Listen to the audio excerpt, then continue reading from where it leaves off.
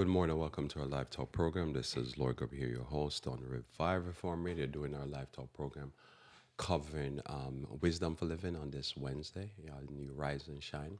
And I'm looking at the topic, the contradiction of sinners create need for independent thinking. So the contradiction of sinners create need for independent thinking. So welcome again. Let us pray.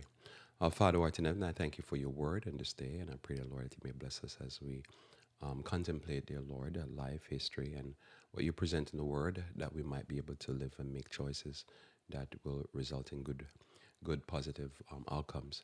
May you bless us, we pray, for Christ's sake. Amen. So I'm looking at this topic here, which is the contradiction of sinners create need for independent thinking. So when we think about how in this life people do contradict themselves, and systems often do contradict themselves, they're supposed to be there for the well-being of society, but often they're there and it is not for the well-being of society. So with that thought, I want to look at and kind of summarize some thoughts from our theme for this week as we look at the contradiction of sinners create need for independent thinking. So our theme for this week has been, as much as light in your power, you should press for success without being dependent on systems that are not built for you. They are there as a means to an end, and sometimes best ignored. So there's some things in this life that you just have to just best ignore, because they're there and they're built, but they're just not built for you. And even the people who use them, they're not built for them. Well, it's built for them, but it doesn't serve them well.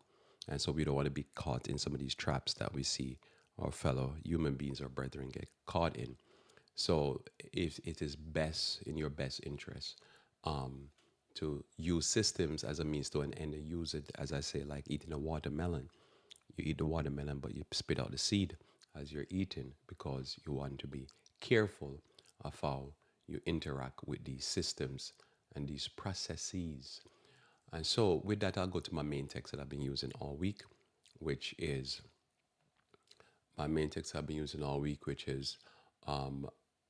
Proverbs 9, verse 10 through 12. So it states here that the fear of the Lord is the beginning of wisdom, and the knowledge of the holy is understanding. So when you start having God, understanding God, you have fear. And why this is so important? Because when you deal with systems, they'll do things for the group, so to speak, or to save their country or their self. And whatever they're doing, it end up being that they end up making decisions that ultimately you should not be part of, because it's going to be a blowback. And so we don't partake in certain decisions because we fear the Lord, and we know that the Lord will revenge or avenge.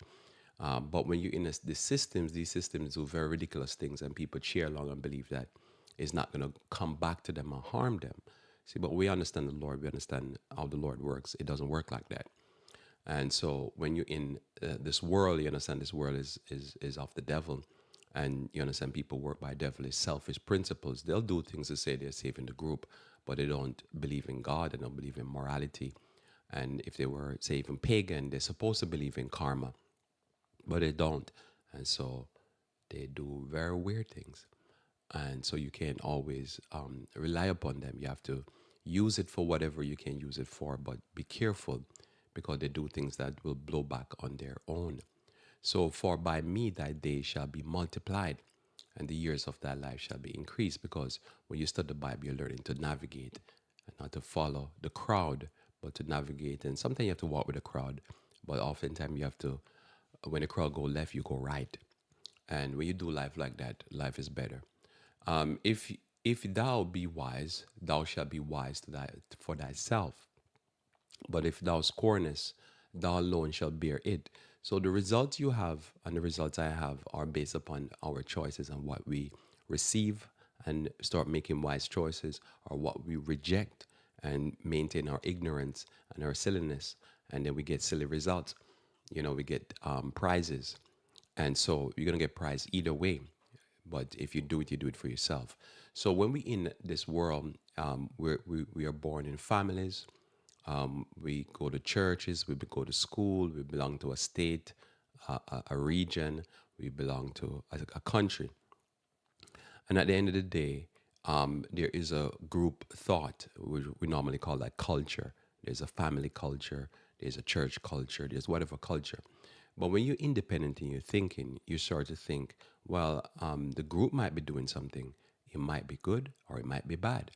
You have to independently analyze and say, am I going with the group on this one, or I'm going to sit it out and not partake? And if worse, am I going to protest what the group is doing?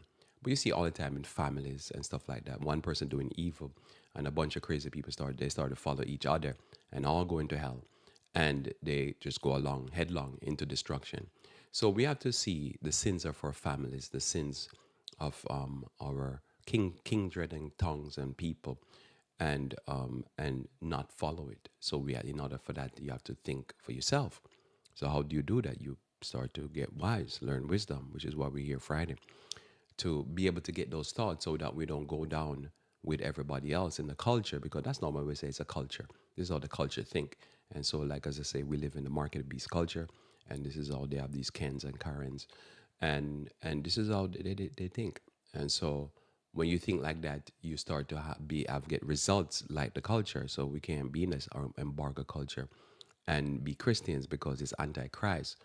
Christianity, it was the embargo culture of the Jews that killed Christ. So we don't repeat those mistakes. And it's the same thing with your family. You have to know your family culture and what's the weak point and the sins that are besetting your family, and not partake of it. There's people who they could be in a family. I know a family, fascinating enough. I know a family. All the children were obese, humongous, big, but the mother and father was not. So something about the training of the mother and father end up creating obese kids, because you can look at the parents and think those kids came out of that mother. The mother was amazingly small and more towards petite even at old age, but the kids were something different. So they were eating all this growth hormone. I guess they were feeding the kids. Kids came out huge. So it's fascinating. So that's the culture. So if you grew up in a home, you have to deal with that. And remember, I met somebody. I actually dealt with them for business, and they were telling me that.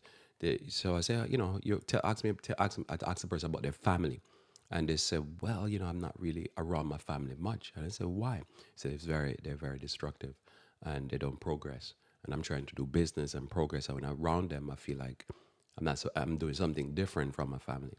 So I said, wow. So you have to kind of stay away from them so they don't influence me too much. So I thought that was fascinating. So just to be successful, he had to recognize the culture in his family and be be upfront with it. And all the time, people can't be upfront and just recognize this is my family culture. This is a culture in my church. This is a culture in my school. This is a culture in my society that I live, and it's negative. I can't be a part of it. People just don't independently think like that.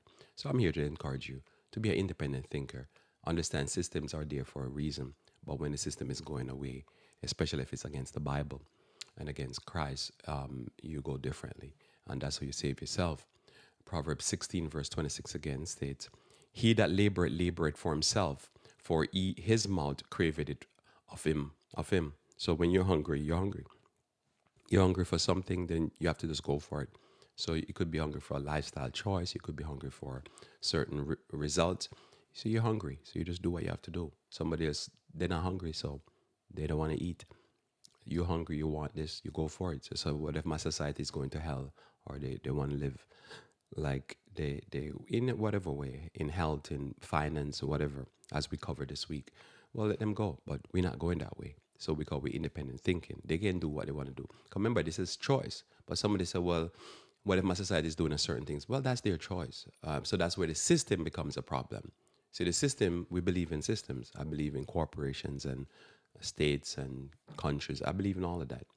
I'll wave that flag, so to speak. But the difference is, the nuance that I bear here all the time, is that when the system or the society or the culture is going opposite to reality and reason and Bible, I preach that you depart from it and you don't have nothing to do with it. It's abominable. And you just deal with that like that. And this is where independent thinking come in. But you have to be hungry for that, and you have to want some food for that. You have to be like, listen, I don't want this thing because I see where they're going, and it's not going to turn out good. So that's basically my cadence here. Now notice here, part of the problem with the system is that they will sacrifice others, not themselves, for the greater good. See, when Christ came and died, he sacrificed himself for the greater good of humanity. But there's people who will sacrifice you for their country, for their church. I've dealt with a lot of people in church. Actually, it was somebody saw it, see it first in church. A lot of it I saw it in church, not in the secular society. I wasn't paying attention to the secular society for a good part of my life because, most of what I was doing was around church. And so I would see people for the corporation, the corporate church, they'll sacrifice you. Not for something good, not that something will benefit them, but for silliness, for rebellion.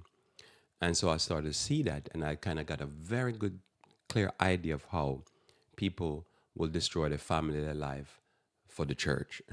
Like the church is going to heaven. And it's not people going to heaven. And Christ came to preach to save the church, or he came to preach to save the people in the church. So I remember seeing that, and I started to come with this idea. And then after that, I think, I don't know, sometime around probably in George Bush time, I started to pay attention because of the war and terror. And I started to see that, I started to believe, wait a minute, I think they're sacrificing their kids to keep the country alive. And I'm thinking, is this really the best interest? And I started to question certain things. So in my mind, I started to pivot and started to see the same behavior in the secular society because I wasn't paying attention to them first. And I started to realize there's a problem. Like, if it makes sense, and if you're willing to sacrifice yourself for the greater good of humanity, you should. And then I might join you, I have to make that decision myself. But what I realize is that they'll volunteer people for the greater good, but not themselves and not their kids. And I said, oh, this is a problem. And they will still create a situation where things will still crash and burn. And so you see this. So by the time I came now to COVID-19, I was fully geared up in my mind. I said, I see what they're going to do here. Because most people believe that the COVID-19 was the issue. I believe, and you have to judge me on this, because I was preaching for years. So I wind myself up with this idea that all this genetic engineering is to save themselves. And so they're trying to, and if you listen to like the head of NVIDIA and some of the head of people like Microsoft, Bill Gates, they had it in their mind that they're going to save themselves through genetic engineering, and that's the next front. Tesla, Elon Musk. They all have this idea, these rich guys, that they're going to genetically engineer out certain disease and, all that stuff. So in my mind, I was waiting for the big hit because I know biotech was the big issue. And this was the next big thing where they can bioengineer away diseases, because diseases are caused by genetic mutations. And so when that came, I was like, okay, I think I know what they're going to do here. They're going to create funding. And so some of the biotech company became humongous. Now, I'm not talking about this just for talking randomly, because there's a person called Vivek, I think his name is. He's running for the nomination of the Republican. He became phenomenally wealthy. I think a billionaire, close to a billionaire, because he had a biotech company. Never produced anything, but he made him phenomenally wealthy. So somebody said, oh, he's a self-made billionaire. Really? It's not because of that. I believe not because he's a great businessman. I believe it's because if you do biotech, you will be rich, because you're promising a group of people that you're going to save them. And it's the same group of people who want to get to the moon because they want to create a separate place for them to live. So all of that is the same. I just see it as all the same. You can judge me on that, but that's my opinion. You don't have to even be aggressive or negative against what I'm saying. Just as that's how I look at the world. Nothing to preach for you to accept, so to speak. But it's my opinion. So everything is always that, because they're creating their, gated communities and the utopia, and they think if they get a certain group of people living that utopia, then it will be perfect. And then there's an axe murderer. So notice here, the situation where things crash and burn, they create. And that's what we see going on. You're just not seeing it. Most people don't know what they're looking at. But all this stuff going on, they created, and that's what they do all the time. They create a situation that makes it worse for them. So when you analyze it, you say, I don't think this is going to work. And it doesn't work. I get to a point where I just like, no, I just call it. They're not going to work. I know what they're doing. So I'm going to join them. So let no one volunteer you or seduce you into transitory, silly causes. It might sound good for now that we're going to save the world. When I grew up, there was this song, We Are the World, We Are the People. And I remember watching the music video, and it's all these famous artists from around the world, vapid and they're this mindless. It's not that they're mindless, I should say. I wish I probably could edit that. But what I mean by that is that these are people that spend their whole life, like Britney Spears, Michael Jackson, Prince, perfecting the art of entertainment. So they're not understanding what politician does. They don't understand what global this does and scientists does and the aim of big corporations, the aim of big CEOs. They don't understand. So in that sense, they might be geniuses when it comes on to music, but when it comes on to global affairs and politics and stuff like that, for the most part, probably 90 something percent of them, they're not focused on that. That's the better explanation. So because of that, and it comes on to We Are the World, they're going to save the kids. So you see the famous picture. There's a little black child. He's somewhere in Africa, and there's a crow about to eat him, and he has his stomach distended because he's probably have some disease, or um, he's gonna die from thirst and lack of nutrients, and he's having all kind of disease. Could be rickets or crickets, whatever he's having. And you see that picture, you say, "Oh, my heart goes out." And you hear the singers singing, including black ones. We are the world, we are the people. Really, you are the world, you're the people. You control what? You control a song, your mic, and they're singing that song. You get tear jerked and you get emotional because these entertainers, they're singing that we are the world. They're worldly, all right. So you see that now. And you look at that kid and you say, I'm going to donate. And you say, what's going on? Oh, there's starvation in Africa. Where? Africa. The country with the most arid amount of lands that can be used to grow and farm. There are people starving. Is there a history to Africa? No. We don't want to go into the history, brother. What we want to do is we just want to sing We Are the World. And we want to volunteer ourselves to save them. Save them who? From who we're saving them? From starvation. Yeah, but who created that environment? Who is the one that says who? Who's the one that's responsible? It's a lot of who's. And when you start to who or ask question, then silly people get upset because you're taking away the emotional high about we're the world and that silliness. That we're going to save child from being eaten. So I always remember that image because in my mind when I was younger, I would think also because I was vapid when it come on to and silly when it come on to that type of information. It's just they're just black people over there starving. And that's it. That's it. That's it. They're just starving. And we need to cry about it and save them. Save the children fund. Send money to save the think about it from I've been a child till now. They're trying to save the children. They're so strange. And they're trying to save them in Africa and Haiti. Just think about it, they're trying to save them in Haiti. That's so crazy. And you see, you can become that silly. And I was silly as a child. But as you grow up, you start to learn. You be like, oh, they're trying to volunteer me for causes that are silly causes. They think we foolish, but we were foolish at one point because we didn't know. And as I say, I was in the church and I would see their silly cause of trying to save the church. And I'm like, okay, why am I saving the church?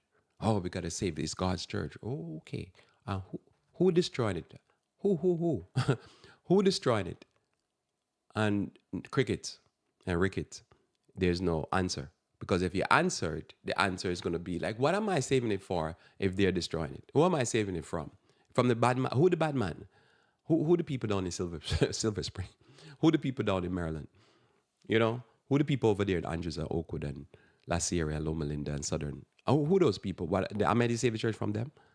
So why am I you going to sacrifice me and waste my time? I need to save that church.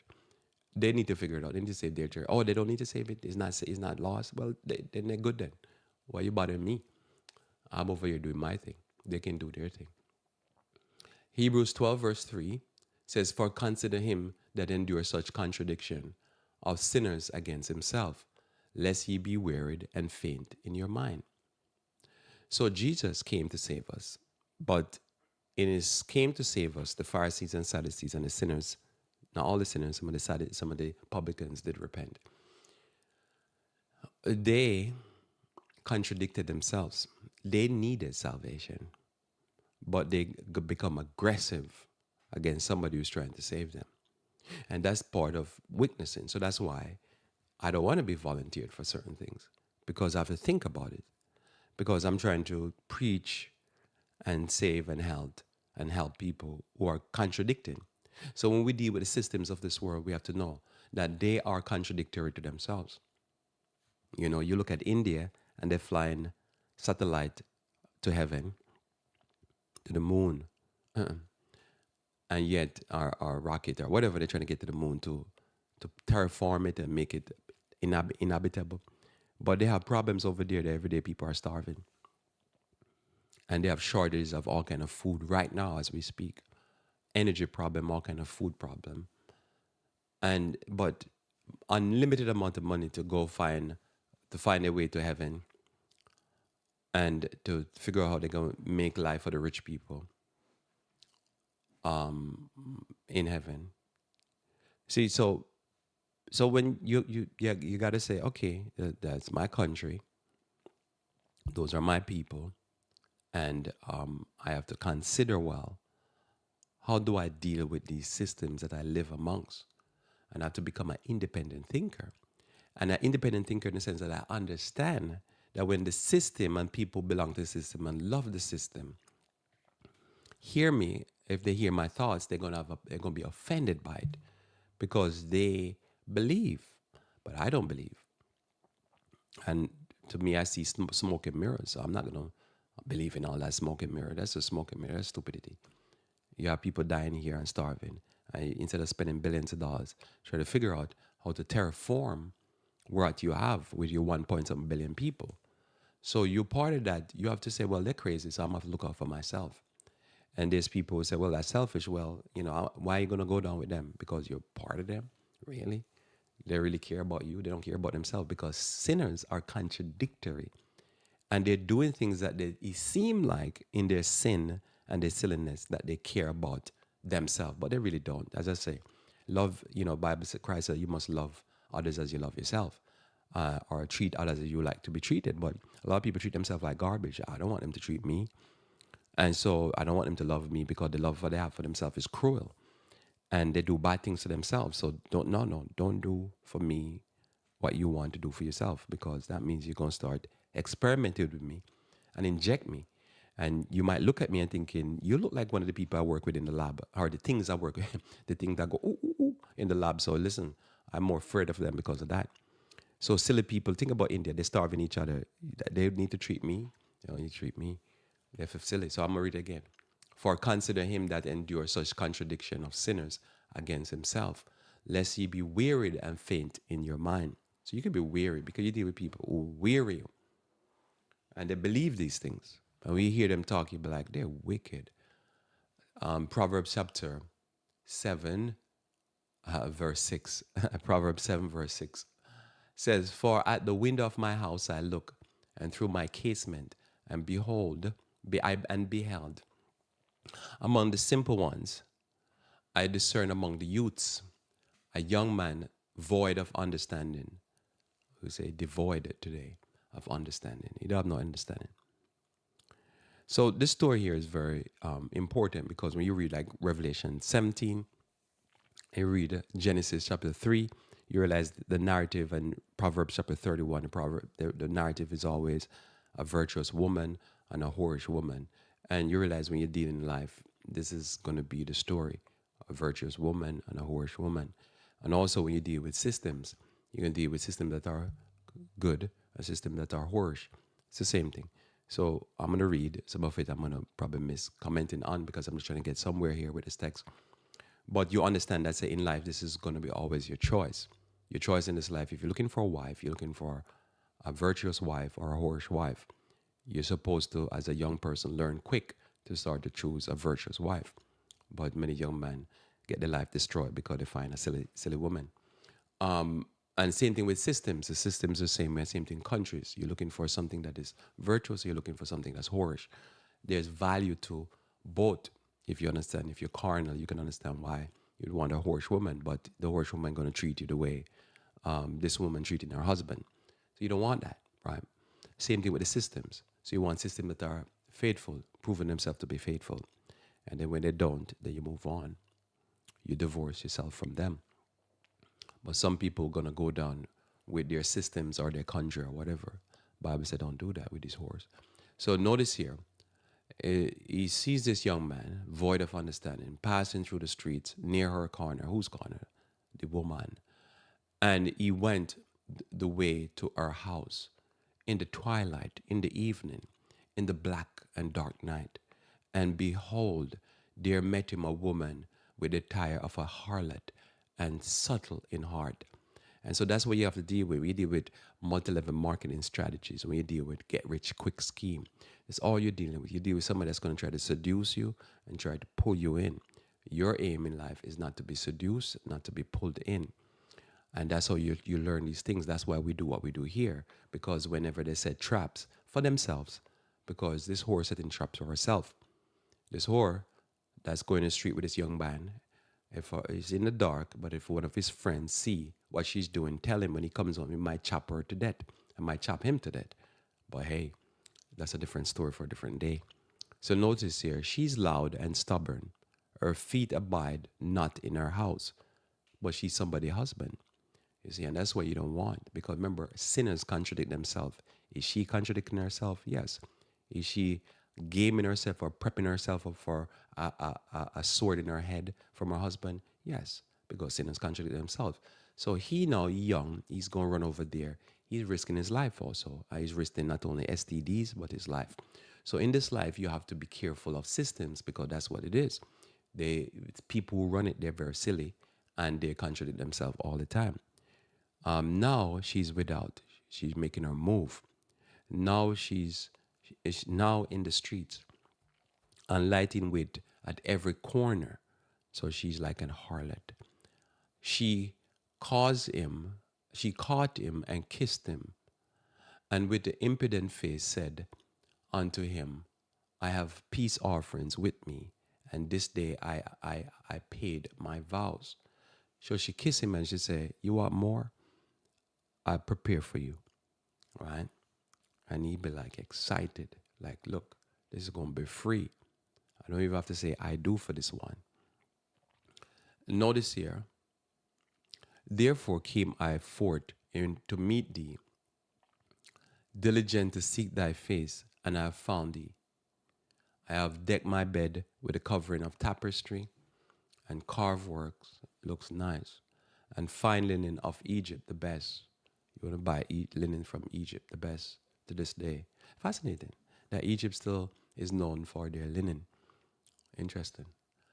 I perfumed my bed with myrrh, aloe, and cinnamon. That tastes good. It's like a carrot cake. You're gonna lay in bed and you're gonna feel like what is it, Thanksgiving or fall. You have that nice perfume, smelling good. Notice here, come, let us take our fill with love until the morning. Like, what are you talking about? All night. Let us solace ourselves with love because listen, life is hard and you know you're going to die one day. But listen, you're going to live the best life tonight. For the good man is not home. He is gone on a long journey. He had taken a bag of money with him, so he have enough to stay away for a while. And will come home at an appointed time. He not coming home tonight. So we can go all the way until the morning. With her much fair speech, she caused him to yield. And with flattery, he said, boy, you look good. You're a young buck. And I've been looking for a young buck like you. Although she had many young bucks before. But it's just him. She never seen somebody like him that is that good. And he can take care of the business. He had taken a bag of money with him and will come home at a appointed time. With her fair speech, she caused him to yield. He's trying to resist. And he'd be like, man, this nastiness look good. And notice here, with the flattering of her lips, she forced him. Now notice that she didn't physically force him. She forced him. So when we talk about wisdom, we're talking about knowledge and understanding. Why we want to grasp or whatever. Because we don't want to get caught up into somebody scam and sham. We don't want to get caught up with her and in her the deceptions. Remember, when we read this, we're talking about we can use the same text to describe the church. It seems like, oh, it's for your good. It's God's church. It's God this and it's God that, and it's as people getting reamed out and just head into mental health ward and stuff like that. It's God's country, right? And all of this type of stuff people talk with their fair speech, and people think, oh yeah, I'm gonna go down with this system because it's the right system. We're doing the right thing, and you be like, you don't see people getting taken out. Don't go to that thing. That thing is nasty. That thing do that to everybody. You're not special. So notice here, he goeth after her straight away, as an ox goeth to the slaughter, as a fool to the correction of the stocks. And this is why you have to be careful of this type of stuff. Because how many times you see people get caught up into some get rich quick scam? And I've known people, every scam they get caught in. They're just a magnet for scams. I've known people, every type of false doctrine they get caught with because the person don't tell them, or they don't know to analyze what is being said. And like, is this for me? See, part of how you approach life is that we live in a world of sin, and we live in a world where most people never even consider literally that they need to stop living carnal and then not to live as sinners. Literally, most people have never considered that. They're a bag of mess. That's just a fact of life we live in. And the leader of the system are no better.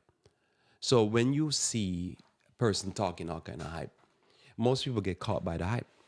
And I've been in a situation where I see somebody talking, I'm in a group of 200, 300 people, and I see somebody, probably 200 people, and I see somebody talking hype. And I'm thinking, that's a scam. And then now when it's time for the closing of the sales pitch, most of the room are sold. And I'm like, shocking. I mean, I've been in a situation like I'm shocked. I'm thinking, that's a scam. I've heard preachers preaching, and I'm thinking this preacher is a scam and a sham. Because they're not dealing with the word and, arguments and reality and stuff like that. It's just a lot of emotional hype. And people get caught into the hype, but they're not listening. They're not listening to the scam and the sham. And most people don't get that. Most people know that theological seminaries, a big part of their, not big part, but part of their curriculum is neurolinguistic programming. That's a real thing. Most people believe that's just a fake thing. That's a real thing. They're trained in art of manipulation. They call it neurolinguistic programming. We use words to mess with people's head and to control them. But it's literally what they're doing. But most people are not familiar with that. Most people, the con man is a confidence artist. He's not selling you something that makes sense. He's just trying to sell you confidence that you're confident in what he's saying will work. So here, she conned him. And now she's seduced him, and she's going to get him to do for her what is not going to be good for him. But he believes. And he's thinking, me? Young me? Oh man, you can handle the business. And he's like, I can handle the business. I don't know if I can survive all night. And she'd be like, no, you can't handle the business. You're a young buck. You're the best. You can't handle this thing. And he'd be like, the whole community can handle it. How am I going to handle it? You see, that's impressive. Imagine somebody like that.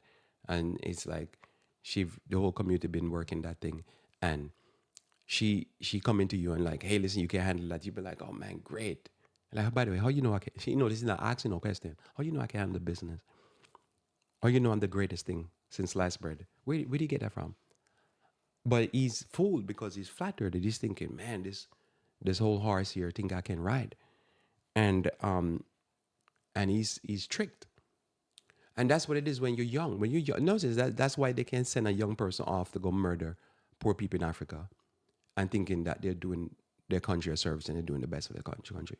And then I sit and thinking, but why the most place with the most agricultural type land, all these minerals and rich. What is the history of Africa? See, most people don't even know the history of Africa, it seems, because they're sending over there to slaughter some people, and you're not tapping and think, wait a minute. What's the history of this place? And why are they so poor? Oh, no, they're just poor because they color their skin.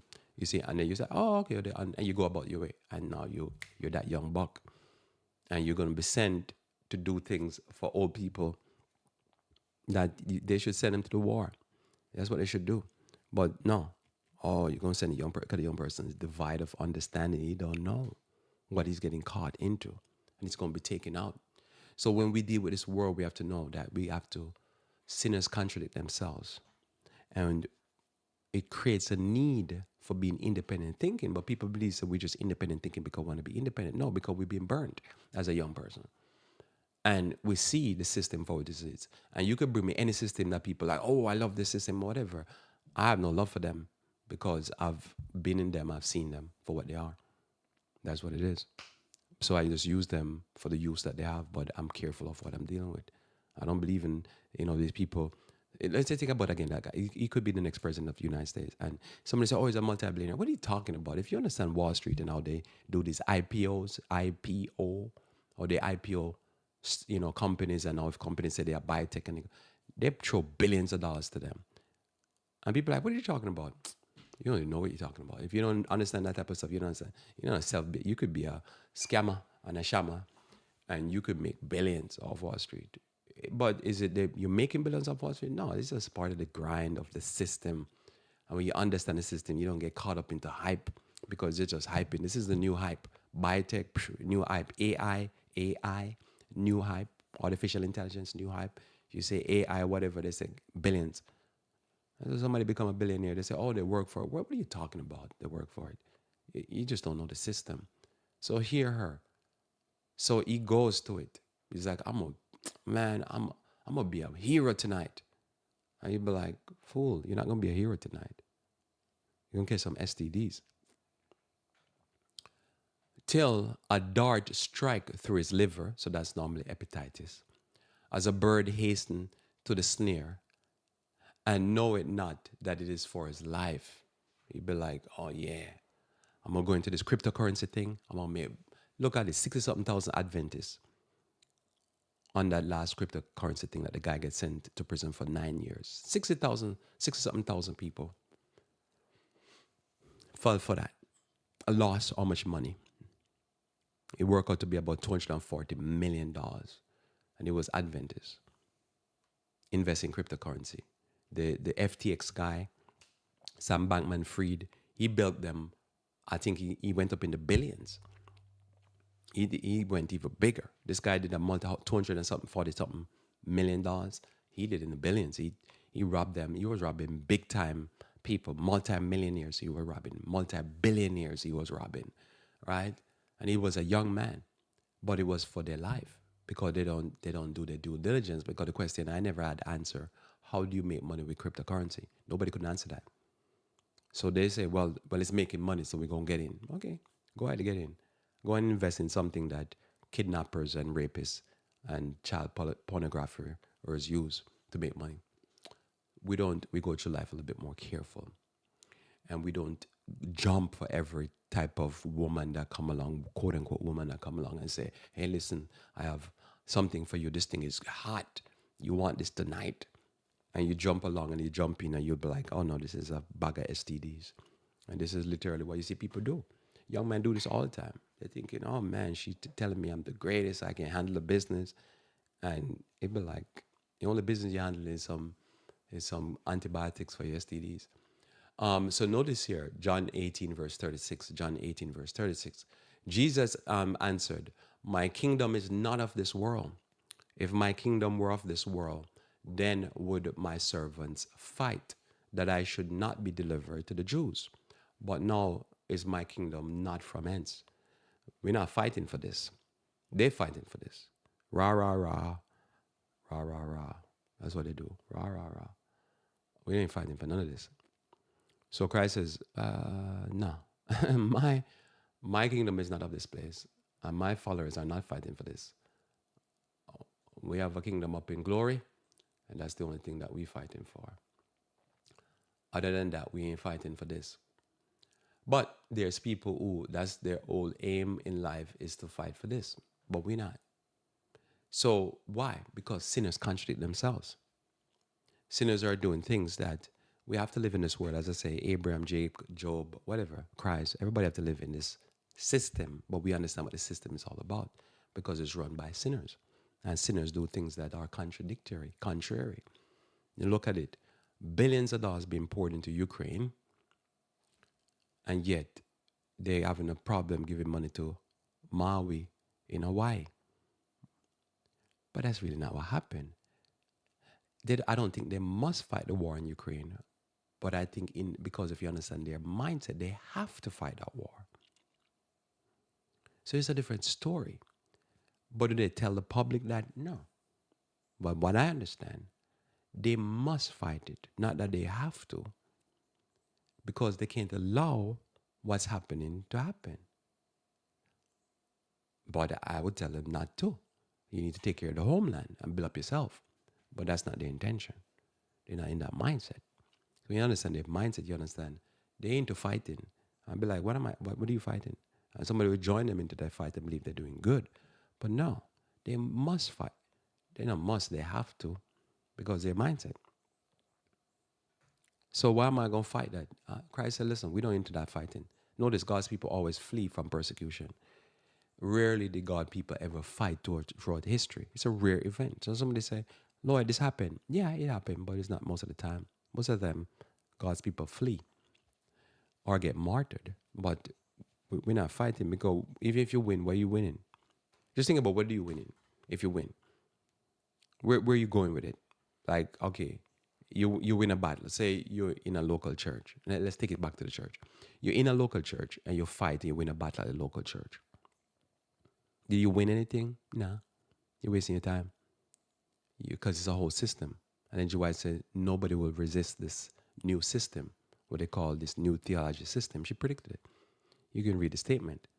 She says, it will not be resisted. So what are you resisting? If the prophecy tell you that nobody will resist it, at least we believe she's a prophet, and the new system comes, as you said, books of a new order. That's how you find that statement, what I'm talking about. Books of a new order. So she said, there will be a new system, books of a new order. All the things will be new, right? There'll be all this type of stuff going on. And then in another one, she talked about there'll be dancing and drumming and all kind of stuff like that. If you take those two statements together, she said nobody will resist it. It will not be resisted. So if you're told it's not, why you resist it? We don't resist. And as I say, if you win a battle at the local church, and you see a stop the system at local church, well, you have the conference, then you have the union, then the division, then the general conference. You can't win. And if you win it at all that state, well, you'd have to reform the theological seminaries. So how much fight you willing to fight? Can't resist evil.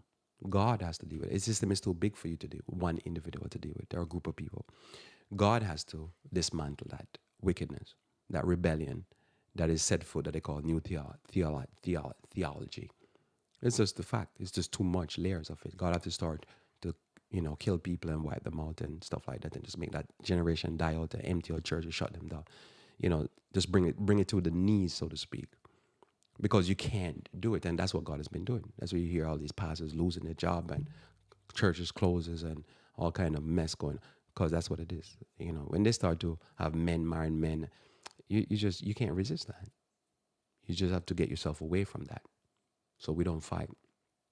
So when we deal with systems, we understand that what we're doing is we are hungry for ourselves, and we have to look out for ourselves. When the system, especially when the system, go in total rebellion. If you're living in Germany, as an example, when Hitler came to being, you couldn't resist that, because the push of Hitler was so attractive. If you're German and you're white, it is powerful an argument. You're superior simply because you just exist as this person. How do you resist that? Very difficult. How do you resist that attraction to a system like that? You can't. How do you resist a system like that? You won't, because the people are attracted to it. So you can't resist that type of stuff. So sinners contradict themselves, and it's not going to end well, because the premise of that system is that somebody's superior to another person based upon just who they are. That's against the Bible, but they don't know that because they don't believe in the Bible. So when you're in that system, people get caught up into the frenzy. Oh, and it's so exciting, but it's not going to end well. Same thing. If you are living 6 years ago or so, and Donald Trump came to power, and you were white. I was reading an article about Ann Coulter. Ann Coulter is an American talker, female talker. I don't know how to describe people like that, but she's chat. She chat. I don't know what she does. She go on TV and talk crazy stuff. So anyhow, the article I was reading, and she was saying that Trump, I guess, DeSantis would be a better person because DeSantis is going to carry out what Trump didn't carry out, which is primarily anti-immigration laws, laws against immigrants and stuff like that. And she said, really, why people really love Donald Trump is because of his immigration policies and two more things I can't remember. You can read the article. Or read what she was saying because she made news. So I was reading it and I was thinking about it. I said, that's not why people follow Donald Trump. People follow Donald Trump because Donald Trump represents what people desire: immunity. And somebody says, oh no, Lloyd, listen to me. You don't have to, this is my opinion. My opinion is the attraction with Donald Trump is that, as he stated, and they added up, his followers, black or white, primary white, believe that he represents what they want to be. He says, because of who I am, I can go down to New York City, a city that is anti-gun, and I could take a gun or shoot somebody. And he probably should say, just for effect's sake, I could shoot a black guy, even a white guy, no matter who, and I'll get away with it. I could grab a woman by her vagina or whatever, her private part, and I could get away with it. And that's why they love him, male and female, black and white. Because you represent what they want to be, represent what Adolf Hitler really came about to be. I'm going to give you immunity and you're better. And you can get away with stuff. Now he's being prosecuted. That issue that he said that he is what makes him be is being challenged. And it is disturbing to them because if he gets taken out, like they've been sending away the January 6 people, that means that they're not immune. And sinners want immunity, not because they're white or black. It's just everybody wants diplomatic immunity, right? Everybody wants that veil of, I can do whatever and get away with it. And that's been what the history has shown you, that people like Epstein got away with it. People like Apple, the Apple people, the Microsoft people, they could do antitrust laws against them and they still get away with it. And they still maintain their richness. So in their mind, if you see somebody like that and they get the piercing of that questioning that you can't lynch people and get away with it, it's disturbed them. Somebody said, no, it's about something. It's not about anything else, in my opinion. You have to analyze that, think about it, chew it up in your head. And if it's not good, spit it out. But that's my thinking. So sinners contradict themselves because the problem is when he hurts somebody that's white, do they feel good about that? But they'll be like, we want immunity. So what is Catholicism? The First Reich, Romanism, Second Reich, Catholicism, the Third Reich, Hitler. What is that? It is immunity. The priests were able to rape every child on the planet if they could and get away with it. Somebody could say, oh no, it's about Sunday sacredness. It's about this, is about that. Yeah, there's doctrines and those are important. But it's the fact that it seems like the Catholic Church did these crimes and they got away with it. But what you learn from the Bible, especially Revelation, that the Catholic Church did these things, but the people and the priests got punished severely through the Dark Ages. That's the story of Revelation. Most people read Revelation and think, what is Revelation about? I'm going to tell you what Revelation is about. It's the judgment against the great whore. This whore that caused this guy, not syphilis, but whatever disease he calls him, liver disease, hepatitis. That's the story. The psalmist don't tell you that her husband came home, find out that she was sleeping with one more of the kids in the town, and chop her in her head and chop her up, or use a hacksaw, take her out, or a hammer and take her out. That's what they don't tell you, but that's what happened to her. The story of Revelation is simply that Western European suffered under the Pope's leadership, and when America finally goes back to Papa and goes across the Gulf and grasps the hand of Catholicism and grasps the hand of spiritualism with the Hindus and stuff like that, then God's going to bust them up. God's going to give America the seven last plague. That's the story. No, you could tell me that's something else, but that's just a simple understanding of Revelation. That's why people don't understand it's revelation of Jesus, because he is none other than the angel of the Lord. He's the one that executes judgment on the wicked. That's revelation for you. That's why people say, I don't find love in Revelation. Yeah, because it's not about that part of Jesus. It's not about his sacrifice for sinners. It's about him, or he whipped them. So notice here in Hebrews chapter 12, verse 2 and 3. So you can only go so far with the wicked people. because you understand that what they're doing, they're going to get a massive punishment, always what they do. But in their mind, there is no God, and they have no fear for God. So they think, oh, we're going to do wickedness and get away with it. But that's not work. That's not, oh, it never work like that. Hebrews chapter 12, verse 2 and 3. So look unto Jesus, the author and finisher of our faith, who for the joy that was set before him endured the cross, despised the shame, and is set down at the right hand of the throne of God. So he endured the contradiction of sinners. For consider him that endured such contradiction of sinners against himself, lest you be wearied and faint. So we have to understand that we have to endure the contradiction of sinners, because sinners contradict themselves, as I say. And because sinners contradict themselves, they're going against themselves. Notice in Romans chapter 1, verse 18 and 22 through 22.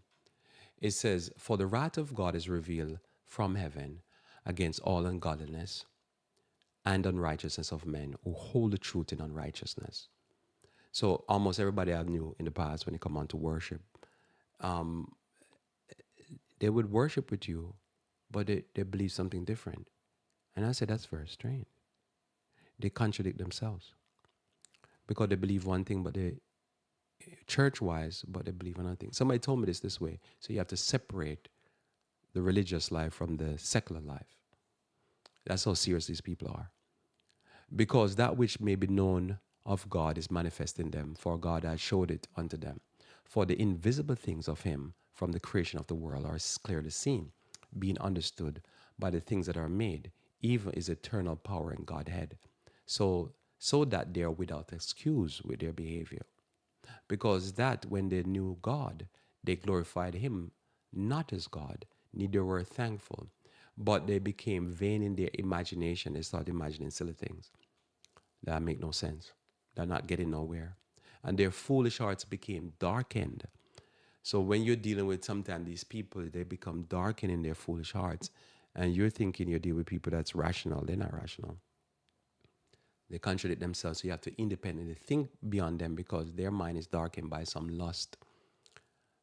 Notice there, professing themselves to be wise, they became fools and changed the glory of incorruptible God to the image made, God to an image made like a corruptible man, to birds and four-footed beasts and creeping things. And you can pick that up in Revelation 18, verse 2, 3. As a background knowledge to understand what's coming on in our world. There's a lot of paganism. In Ephesians chapter 4, verse 7 through 20, Ephesians chapter 4, verse 17 through 20, it says here, this I say therefore, and testify in the Lord, that ye hence walk not as other Gentiles walk, in the vanity of their minds. So it's just, just think about the average person. The only value to life is needs: food, clothing, shelter. Life has no other meaning. And if something happened in life, it's just one big coincidence. There's no spiritual meaning. There's no cause and effect. Just think about this guy here, Vivek, right? Isn't he supposed to be some Brahman or something like that? Do they believe in karma? But they don't think that. So how is he a child of an immigrant? And he's espousing all this kind of crazy stuff. See, they don't believe in God. And they don't believe what goes around comes around. They don't believe that says you can be eaten. Oh, but I have money. Oh, really? In the vanity of their mind, having their understanding darkened, being alienated from God through the ignorance that is in them because of the blindness of their heart.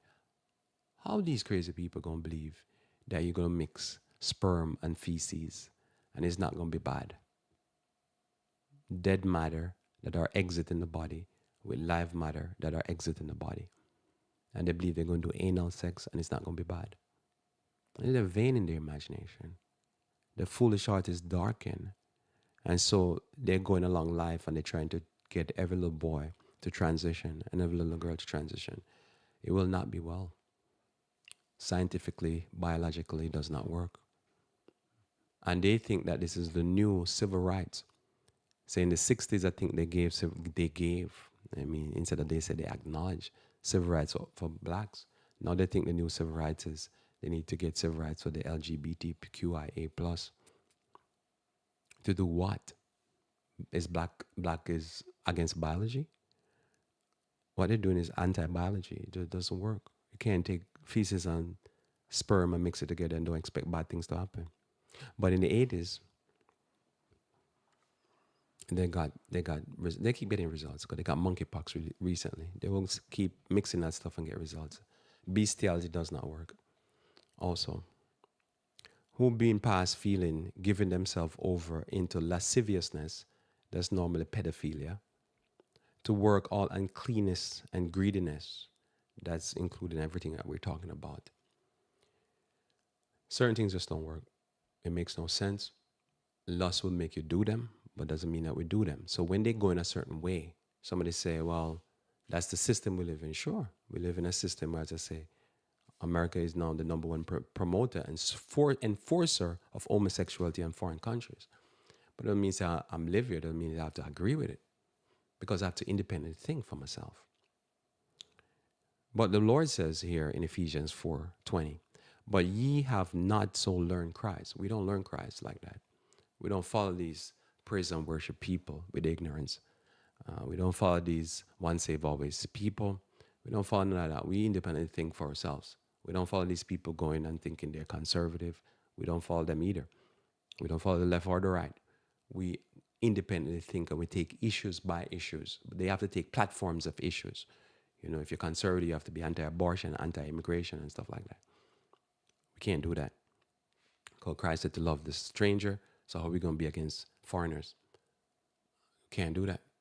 Well, nobody here except Indians are native to the land. We can't do that. We can't follow silly people.